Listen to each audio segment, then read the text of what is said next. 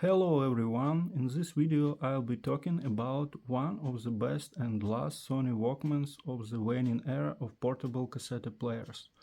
I'm talking about the Sony WM EX 631.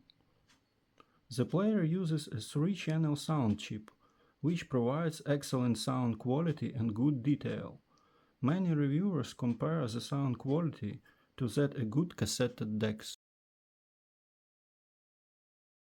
Another unique feature of the player is the speed control wheel.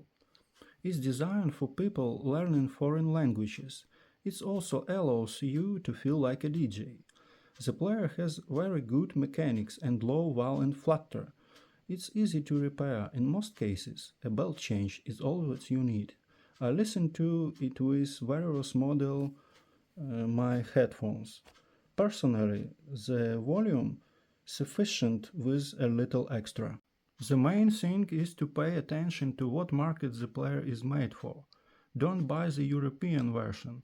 It has a cut down amplifier and is very quiet.